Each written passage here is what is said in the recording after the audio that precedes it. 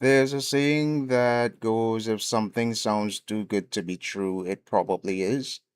And over the last year, one creator has become almost impossible to avoid online. Sophie Rain has dominated headlines with claims of making over $100 million on OnlyFans, turning down massive offers from celebrities, and somehow balancing all of that while publicly identifying as both a devout Christian and a virgin.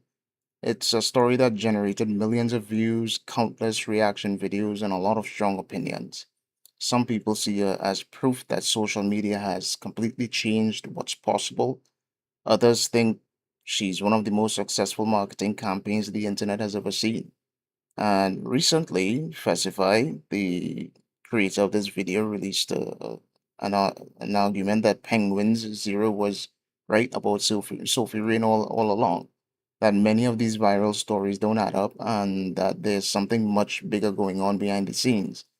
And after watching his video, I realized there's actually a really interesting conversation here, but not necessarily for the reasons most people think.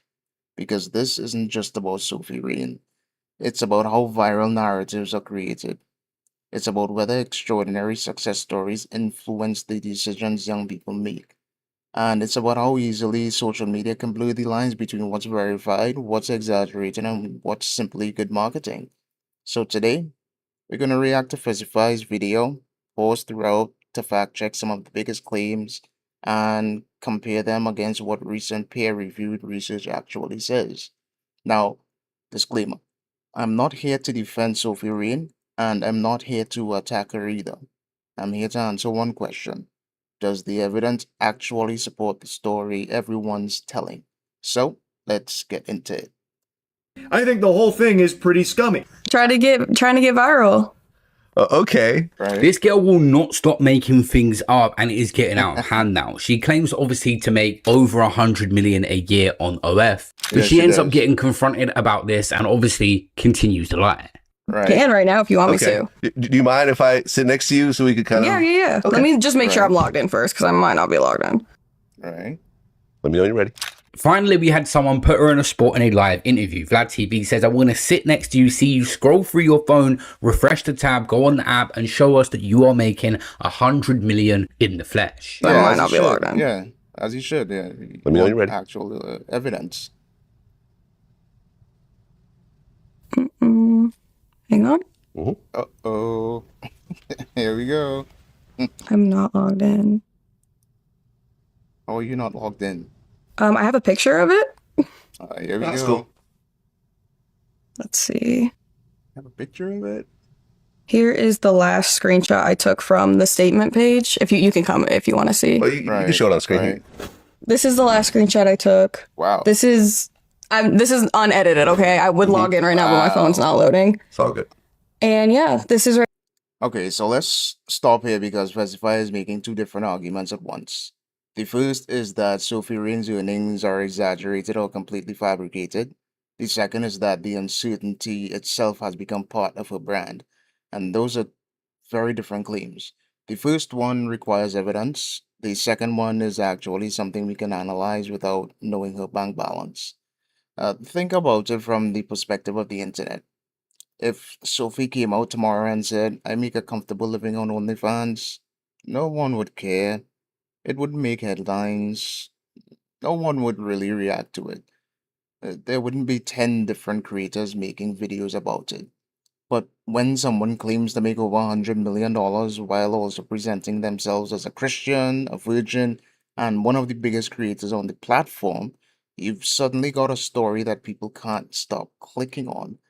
That's where media psychology becomes really interesting.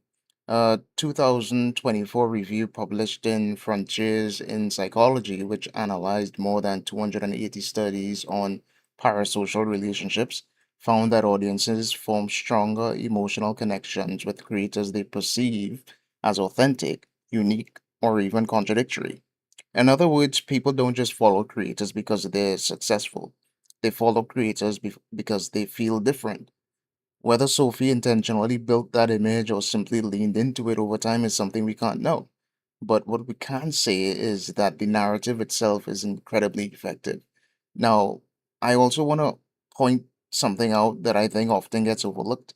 Vlad asks to see the earnings inside the app instead of relying on a screenshot. That's actually a reasonable request. Static screenshots can be edited, cropped, or even taken out of context.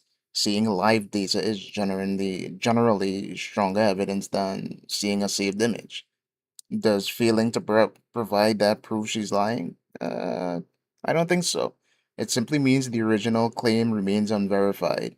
And that's an important distinction because online we've developed this habit where people think skepticism automatically means accusation, and it doesn't. You can't question a claim without claiming certainty that it's false. Personally, I think that's the mindset we should have throughout this entire discussion. So let's see what else Fesify brings up before we draw any conclusions. Right here, this is the gross, 110 million. At this point, I do wish that Vlad pushed her a little bit more on this. Anyone can make a screenshot. Everyone has ChatGPT nowadays to just come up with something. We didn't want to see the screenshot. We wanted to see you in the app showing your actual earnings or even a bank statement. Right. It's been insane and really hard to believe, but It is hard to I'm very believe. grateful every single day. Okay. And that 100 million does not come from the $5 a month. No. That comes Okay. from personal clients who are paying much bigger fees. So you Uh-huh. mentioned that your biggest customer has paid you $1.4 million. I think now, because that higher was than that now. higher. I think now he has given, his name's Charlie. He's a really awesome guy. Shout out to Right. Charlie. Shout out to Charlie. He has given me around 7 million. This one piece Wow. on Reddit sums her up completely. She is absolutely not making that amount of money. It's just marketing for the company to get people to sign up. 80 million is double what Could be. LeBron James makes a year from basketball alone. 80 million is 4 times what a CEO makes in a year. 80 million a year is more than any movie star. Currently, 80 million is what Messi, the footballer, makes per year. Sophie Right. Rain's numbers are bullshit. Do not believe the hype and do not believe it for it. Now, this is where I think Fesify makes one of his strongest points, but I'd frame it a bit differently. He starts comparing Sophie's reported income to athletes like LeBron James and Lionel Messi to show how unbelievable the number sounds.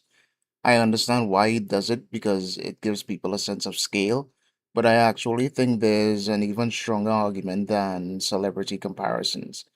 The better question isn't, does this sound believable? It's, how likely is this outcome based on the data? Now, according to a 2025 peer reviewed study published in Sexuality and Culture, the average OnlyFans creator earns somewhere around $150 to $200 a month. And that's not a typo, that's per month, not per week. Meanwhile, the platform's top creators capture a disproportionate share of the revenue, meaning success is concentrated among an incredibly small percentage of accounts.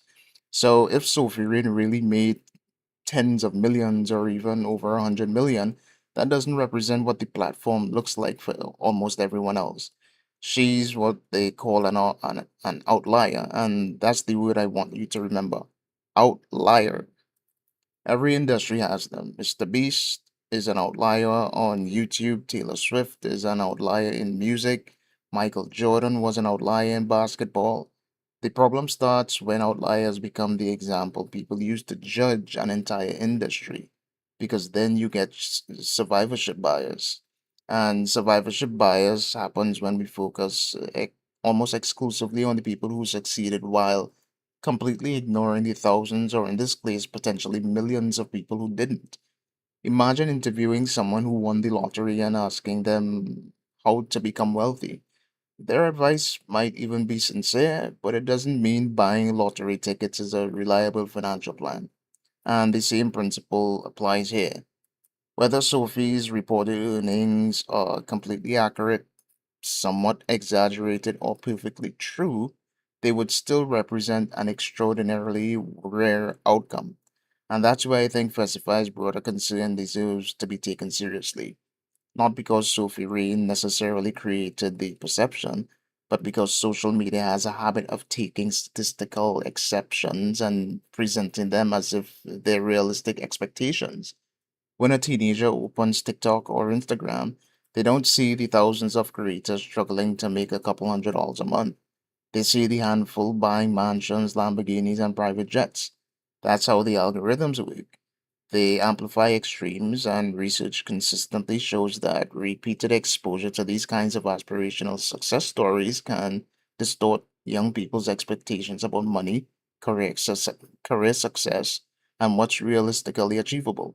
So, before we even get into whether Sophie is telling the truth, I think it's worth recognizing that the bigger issue isn't one creator, it's the ecosystem that rewards extraordinary stories over ordinary reality. All right, so let's keep going. For a second. This is the only person that I've seen that does not avoid TMZ, that actually looks around for them for an interview to come up with some sort of elaborate story of how Right. well she's doing right now. Her Right. favorite one is that a big celebrity that's probably not going to respond to the situation has tried to hook up with her, she's declined them, and that she's got a new message from a celebrity, and people I wouldn't doubt that a high level celebrity has tried to get with her. Maybe it's not a basketball player, and maybe it could be someone else, but the money that she was offered, I'm not too sure. want to take her V card, but she's not going to let them. Did you Right. hit? Oh wait, it's not Sophia. Sophie, right? It's Sophie, right? That was Sophie Rain. No. Right. That's a lie. Okay, done. Thank you. I said the wrong name. Right. Her recent claim is that a basketball player slid into her DMs that she will not name, asking if he can give her $50 million in exchange for 15 virginity. She million, publicly wow. stated she turned it down. The I lost my V card for $0. massive payout on moral grounds. An unnamed 50 athlete million. reportedly accepted the rejection and ghosted her. I just said no. No, Right. that was No, it. definitely Did not he gonna did do he that. push after that, or did he kind of just leave it alone? I think I got ghosted after that. I think I got ghosted after that. A lot of people were, kind of putting in the responses, the little cap emoji. They were saying that you were If I was that basketball player, I would not only ghost, but I would erase every single message we had between each other. I don't want my name to get out there at all. capping. No. Were you cap? This 100% happened. This 100% happened. I don't lie about anything. It's just crazy. It's just crazy. I don't believe it Really? happened, so it is kind of crazy. Really? She doesn't lie about anything? I mean, we all lie at least a couple times a day, so But it's real. Do you get offers like this often? Was this the first time? Was it kind of shocking to you? It's happened before. Okay, It's so it happened wasn't before. shocking to you. No, I wouldn't not doubt at all. that. Okay. So you said no, and that was that. And Charlie Right. was 100% right about Sophie Rain and what the whole stick is with her. He hit the nail on the head. Sophie Rain is like the most popular creator on OnlyFans. You probably heard her name before because she's often flexing how much money she makes through OnlyFans, unfathomable wealth, where she's posting screenshots claiming that she's making over $90 million through it. And there's a creator calling that out as fake. So Sophie Rain just posted a video showing her fake OnlyFans statements once again, and I'm about to poke a lot of holes in this shit. All right. What color is this up here, guys? We can all see this, right? It's blue. Up here, white. She's Right. scrolling. She's scrolling. When you reload a page on OnlyFans, that's what happened. Wow, I okay. just find this shit incredibly sad and embarrassing that you have lied so much that you have to keep lying and keep lying and keep lying to cover up your Right. lies, bro. Right. Are you that insecure?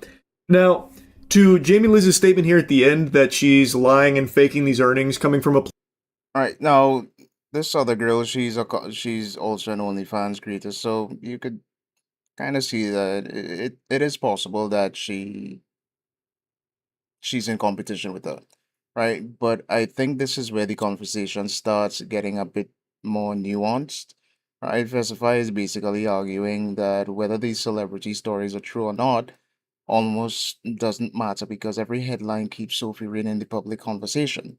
And honestly, there's probably some truth to that. Attention is one of the most valuable currencies on the internet, if not the most.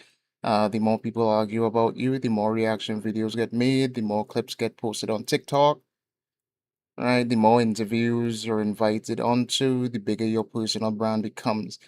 That's true whether people love you or hate you. But here's the part where I'd be careful. Fesify suggests that this is all part of a calculated marketing strategy, and maybe it is, and maybe it isn't. The problem is intent. It is incredibly difficult to prove. What we can observe are the outcomes, and the outcome is obvious. Sophie Rain has become one of the most recognizable names in online adult content without most people ever seeing her content. Now, think about that for a second.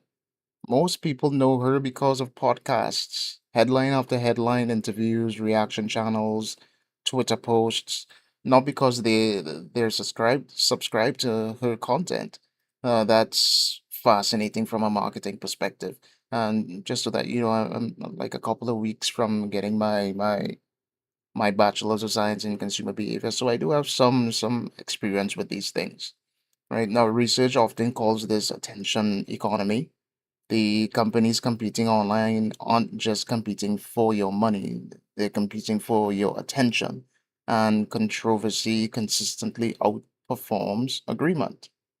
In fact, studies on social media engagement have repeatedly found that emotionally charged content spreads further than neutral information because people feel compelled to respond to it. Whether they're defending someone, calling them out, or just arguing in the comments, the algorithm usually doesn't care. Engagement is engagement. Now, there's another point I think deserves mentioning. Fesify says Sophie may be encouraging more young women to join OnlyFans because of these enormous income claims. And that's a serious criticism. And unlike some of the earlier speculation, we actually have research that's relevant here. 2023 systematic review published in Curious found that aspirational influencer content can significantly shape how adolescents or young people perceive success, particularly when creators present extraordinary lifestyles as attainable.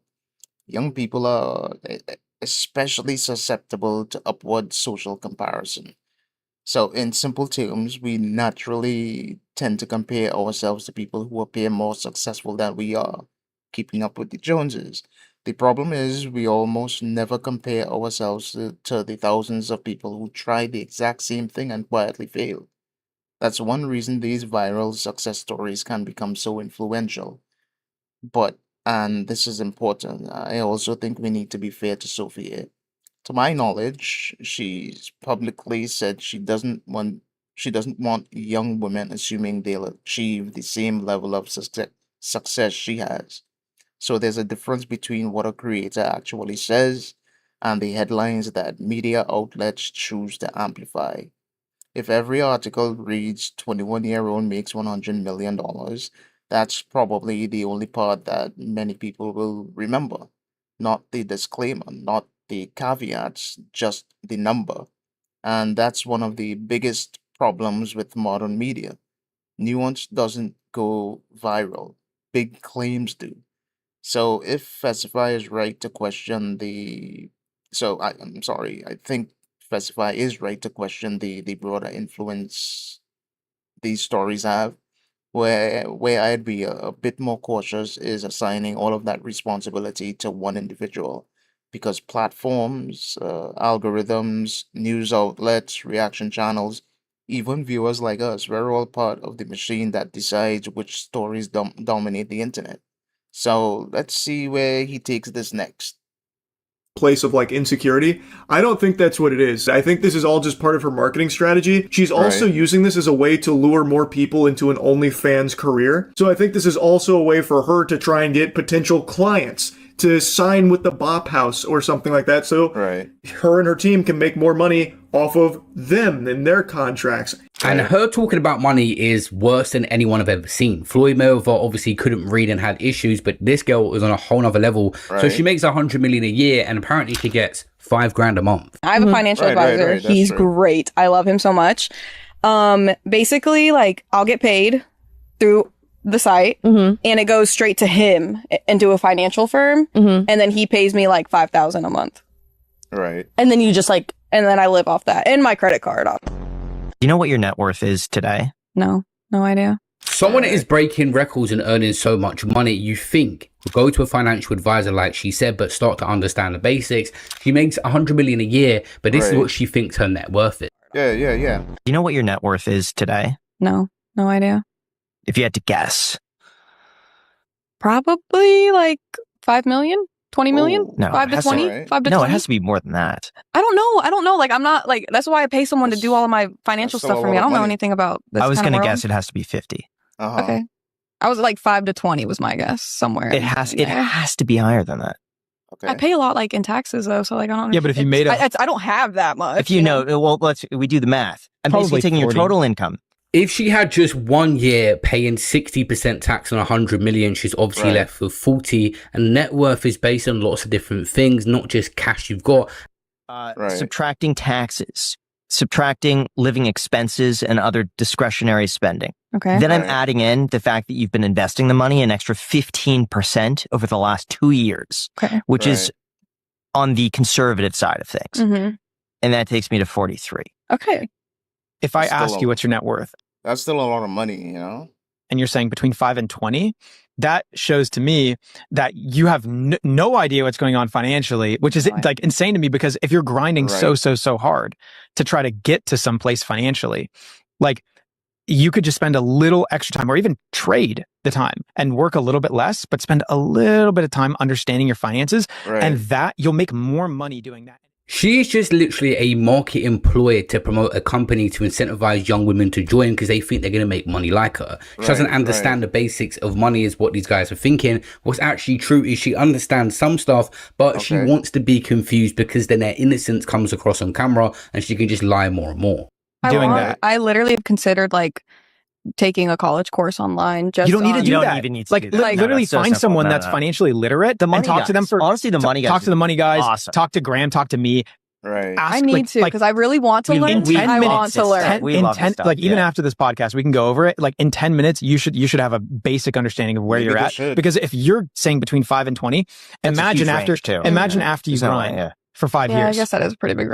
Now, this is probably my favorite part of the video because I think Fesify is asking the right question, but I actually reached a different conclusion.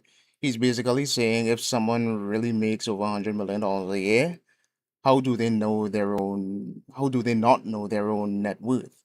On the surface, that sounds pretty suspicious, but I don't think financial literacy is the strongest piece of evidence here. Believe it or not, there are plenty of athletes, entertainers, and entrepreneurs who've made tens of millions of dollars while having almost no understanding of their own finances. That's actually why entire industries exist around wealth management. Professional athletes hire financial advisors, actors hire accountants, business owners hire CFOs.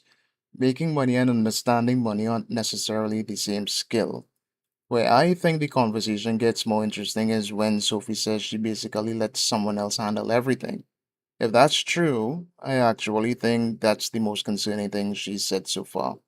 Not because it proves she's lying, but because it illustrates how vulnerable high earners can be. And history is full of examples. Mike Tyson, for example, he reportedly earned hundreds of millions of dollars during his boxing career before experiencing severe financial problems. You have Nicolas Cage. He made extraordinary amounts of money, but later had to sell off assets after major financial issues. Even actors from hugely successful TV shows have talked publicly about trusting the wrong people with their finances.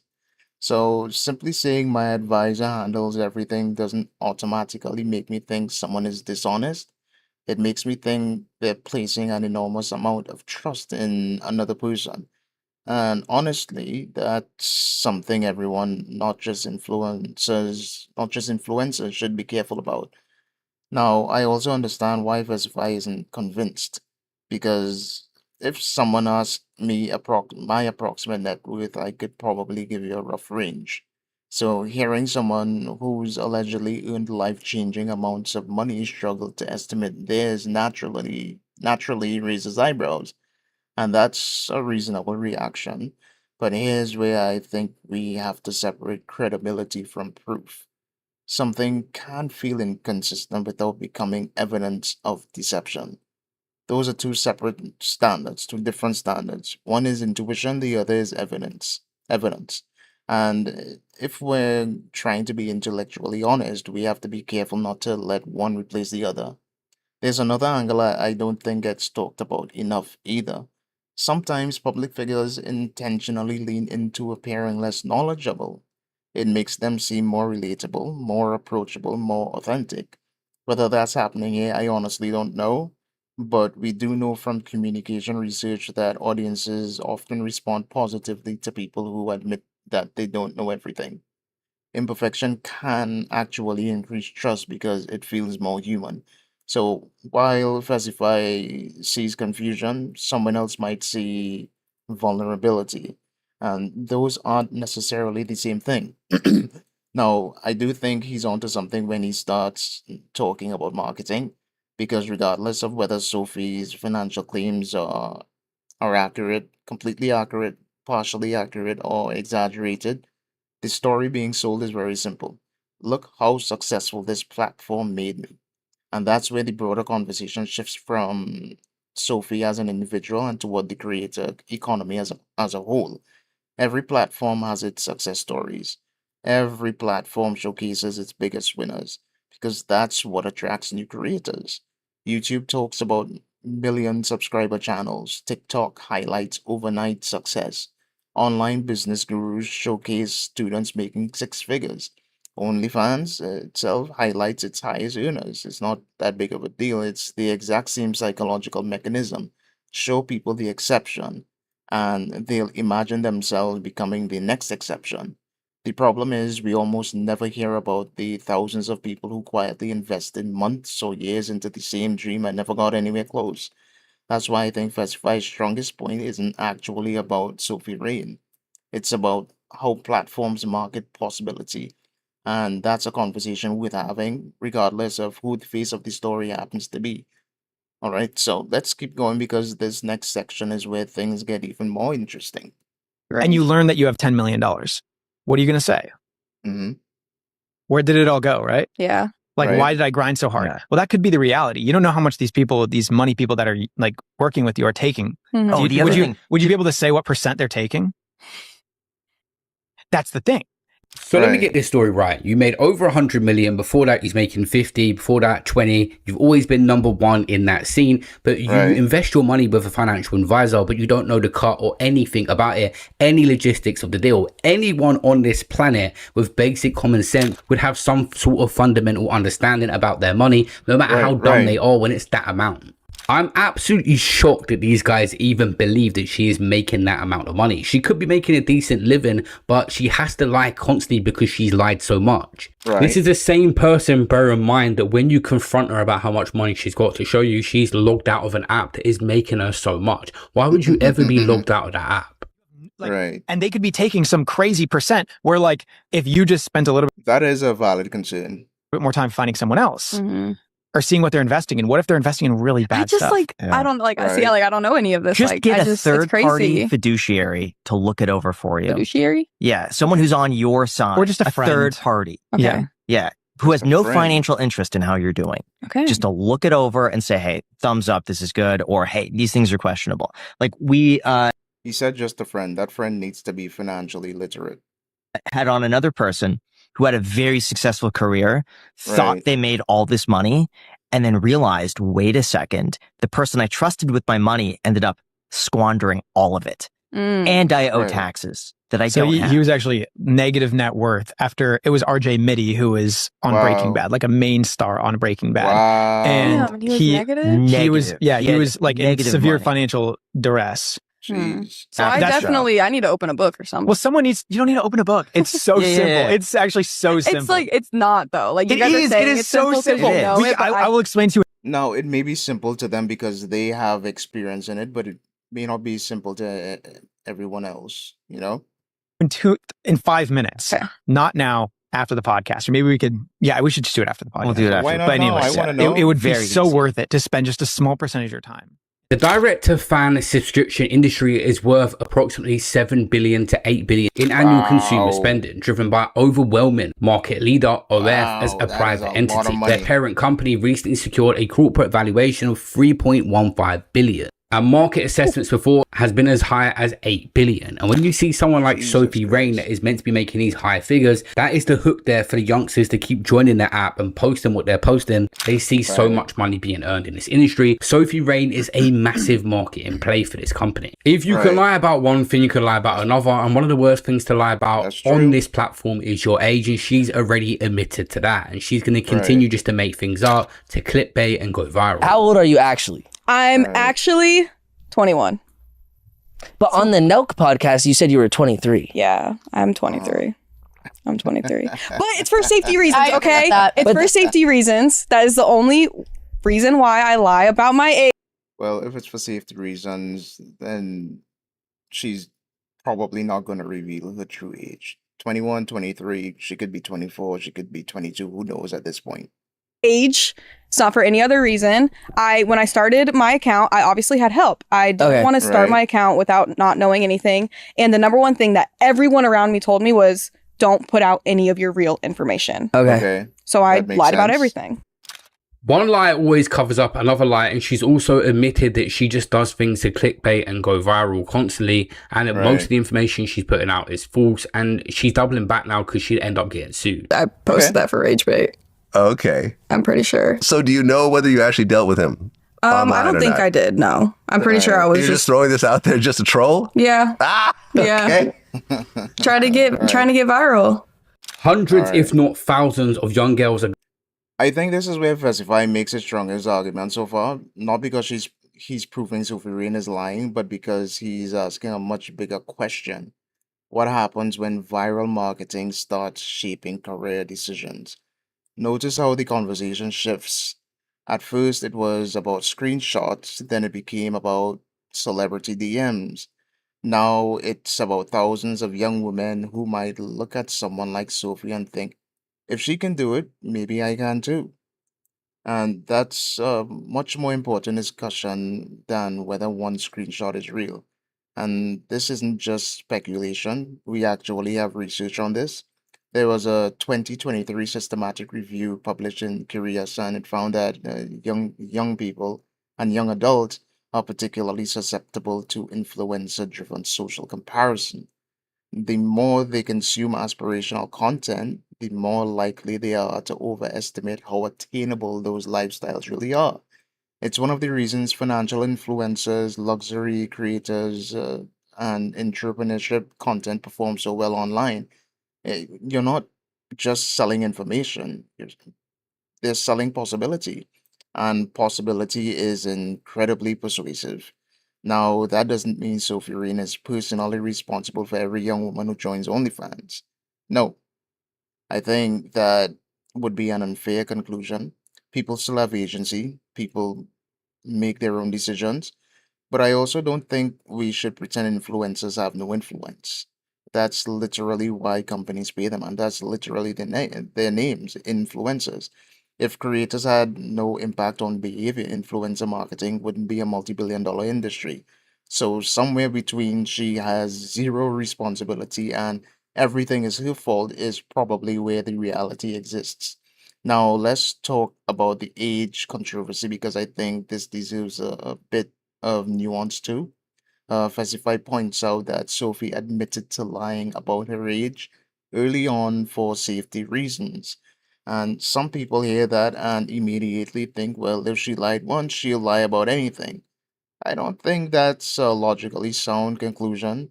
People lie for different reasons. Sometimes they lie to protect themselves, sometimes they lie for privacy, sometimes they lie for attention. Those motivations aren't interchangeable. So if someone lies about one thing, it doesn't automatically prove every other statement they've ever made is false. At the same time, credibility, sorry, matters. Once people catch you being inconsistent, even if you think the reason is justified, it becomes much harder for them to trust your future claims. That's just human nature. Trust is incredibly difficult to build, and it's incredibly easy to lose. Just like almost anything in life, it's difficult to build something, but uh, at the snap of a finger, it could be taken away from you. And there's actually a psychological concept called the halo effect. where one positive trait causes us to assume other positive traits exist. The opposite is sometimes called the horn effect. Once people believe you've been dishonest in one area, they begin questioning everything else, even things that actually may be true. I think that's exactly what's happening here. Whether Sophie is telling the truth or whatever claim is almost beside the point now. The public has started filtering everything she says through skepticism. And once that happens, every interview becomes a fact check, every podcast becomes an interrogation, every headline becomes another opportunity for people to ask, is this real? Or is it just another viral story? And that's a difficult position for any public figure to be in. But it's also a predictable consequence of building a brand around extraordinary claims. Extraordinary claims generate extraordinary attention. It is what it is, but they also generate extraordinary scrutiny. So let's see how Fesify wraps this up, because I think the final section is where this conversation becomes less about Sophie Rain and more about the internet itself. Going to sign up because they see her making so much money. If she's making 100 million, maybe I can make 1 million or even 100,000. That's better than my job. And a darker rabbit hole to this is there's another side of this. There is the clipping agencies. There is so many people that are paid money to clip her content, and every time it gets a certain amount of views, they're paid. So you're forever going to see this go on a feed because they're just pouring funds into promoting her with clickbait titles and all these different fake stories. She's constantly on your feed. A recent video I saw is her doing some sort of photo shoot, and you can hear girls in the background that saying they want to be like her and be famous and be celebrities. Oh my god, it's Sophie. What has the world come to?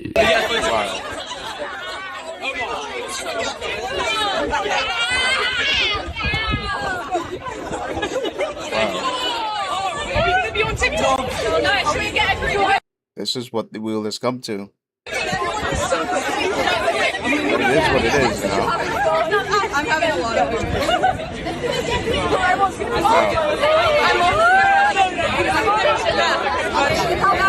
And she has actually been confronted somewhat about this. She done a debate on Piers Morgan. She's not really the best at debates, where they was basically going to implement tax on sinful behavior because women like her inspiring young women do not take proper career paths. Right. I mean, Sophie says that that she feels like this is a punishment. Why are you punishing her? Well, hey, Sophie, good to meet you. It's not a punishment at all. What it is a deterrent. I think Sophie recognizes that our state was better off when young women aspired to be teachers, small business owners, doctors, and lawyers, as opposed to creating adult content. I can respect Sophie Rain as an individual and still respectfully call out that I don't want thousands of young women who are in high school today to feel like the only way they can make a living when they graduate is selling adult content, video, photos of themselves on the internet. And so, Sophie, look, with all due respect, I know you're from Florida. I'm from Florida. We both love our state. I want what's best for you, and I want what's best for every single woman in our state, and that's not to be objectified and exploited by the OnlyFans owners. Sophie, what's your response to that? So now the thing about this syntax is that it just goes after the creators themselves, which is a bit unfair. I think if you're gonna do that, you're gonna have to to target the entire ecosystem, which means the platform, the creators, and the people who consume the content. Right, but I'm gonna stop the video there. Right.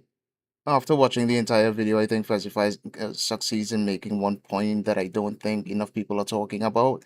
This conversation was never really about Sophie Rain. She's just the face of it. The bigger issue is what social media rewards. Think about it. The algorithm doesn't reward accuracy, it doesn't reward nuance, it rewards attention. If I make a video titled "Creator Makes a Comfortable Living on OnlyFans," maybe a few thousand people click. If I title it 21-year-old Christian virgin makes 100 million on OnlyFans, millions of people suddenly have an opinion.